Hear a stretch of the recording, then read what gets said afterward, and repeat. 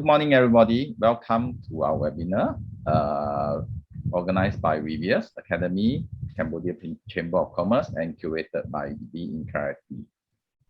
Okay, you can find us on our social media, Reveres Academy, our website, Facebook, YouTube, and Telegram.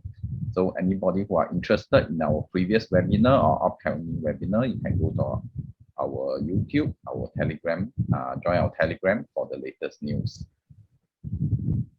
Okay, in today, we are talking about to win, getting to yes in one go. So almost every leader and technical profession needs to present, and almost all decision making involve buying in from stakeholder. Okay. At Teams meeting, client presentation and presentation to senior management, making a business case or proposing a change. 80% of real confidence come from separating the thinking and structure of a compelling business case from presenting skill.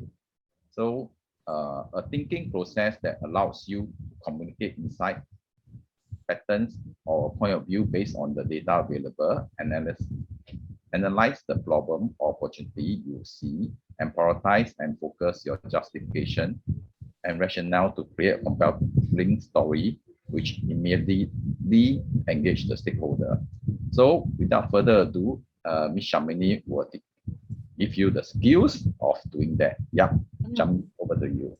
Thank you, Kengwa. Okay, I'm just going to wait for you to stop sharing, and then I can say hello. Okay, yeah. Okay, okay. You know what? I've gone and looked at all of that. Okay. Good morning, everyone. Welcome. My name is Sharmini, but everyone calls me Sham, and you're welcome to do so as well. I thought before we start that we get a couple of things out of the way. And one of the things is we had a question in chat about how to turn off your mic. You know how to do that? It's alternate A, or you just can click on the microphone button, yeah? And it is interactive the way you want to make it interactive today's session. So some of you would may want to be interactive in the chat, and please do that. That's really, really great. Some of you may want to be interactive in person. So all you need to do is unmute yourself and ask your questions, right? So you play it the way you're most comfortable with. Okay, so that's number one. Number two, the title of today's session is called Pitch to Win. All right, I'm putting the word in chat, pitch, P-I-T-C-H.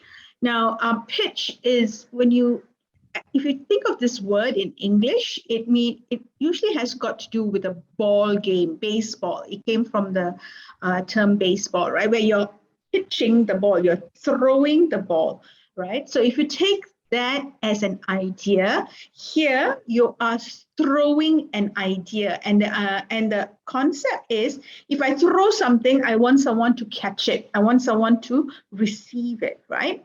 So here we are talking about pitching of ideas. It could be ideas, it could be suggestions, it could be a proposal, all right? A proposal of doing something different.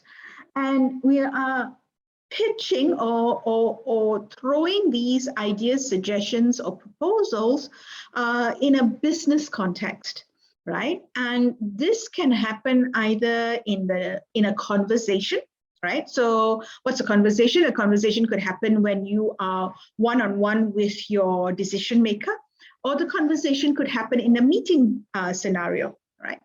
So it could happen in a conversation. It could also happen in an email, or it could happen in a presentation. So it doesn't really matter when or where it happens. Why I'm sharing it with you is that I want to tell you that the ideas that we are going to talk about today, you can use it in any communication context, any communication scenario, right? If you are pitching an idea, a suggestion, or a proposal of doing something differently, yeah? All right, so so I like to for you to hold these two key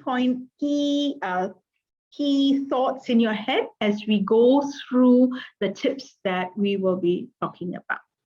All right, I'm going to do a screen share, and I am going to start with 2 questions, and I would like you to put the answers to those 2 questions in chat. We'll start with one by one, yeah? So the first question is this, right? How often when you pitch an idea or a suggestion or a proposal, do you get a yes? Does the other person, the decision maker, says, yeah, okay, tick, go ahead and do it, right? How often do you get a yes? 1 being very, very rare, right? It's very seldom that you get a yes. And 5 being every time you give an idea, every time you give a suggestion, every time you make a proposal, you get it, right? So what's your answer? Oh, very nice. Okay. So you've got a 4 and 3. Let's see what else. 3, okay. 3 coming in. The others. Okay. I think by which you are being a bit too hard on yourself. You probably have been getting a lot more yeses than you think you are, all right? And Shiv or lying, I think I'm going to have to lean on you to find out what it is that you're doing that's really well, all right, and that's getting you a 4. And others, what are the numbers that you get? You get a yes very, very every time you pitch an idea, or very seldom? Okay, let's see. Any other numbers coming online? Okay. All right, so people are happy to put their numbers in. Okay, so let's move on to the second question. And the second question is this, right? When you get a no, or the answer is, let me think about it, what is it that you are losing? All right, so you go to this person, this decision maker, and you tell this person, I've got an idea on XYZ. And the response that you get is a no, or, you know what, let me think about it. What do you end up losing? And this is multiple choice, meaning you can put as many, options as possible. So what are the options? Do you lose time, right? Meaning you put effort and time and resources to put together this idea, to think through this idea, to research and do all of that. Is it time? Is it opportunity? Because the idea that you had would have given you a particular opportunity or something of a growth area or anything like that. So could it be opportunity that you lost? Or could it be it results in a revenue lost, all right? Because you got a no on, let me think about it, you were not able to, get the revenue that you thought you could get. Or is it credibility and reputation? Ting Hong has already answered. Time and impression, very nice. So the impression of yourself would be number 4, credibility or reputation. Thank you very much for that, Ting Hong. Who else? What else have you got?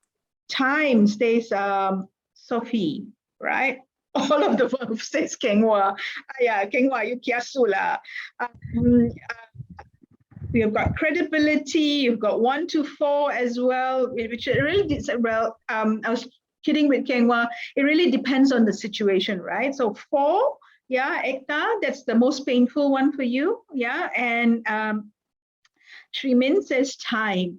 So no matter what you have put in your answer, it is very painful when you get that no or let me think about it. Yeah, I think we can all agree with that. What's the other thing we can all agree with, right? I think it's also very, very painful when you go into that conversation with a decision maker or decision makers, plural, and what happens is, as you're talking, someone goes, okay, hold on. I think what is a more important topic to discuss is da-da-da-da, right?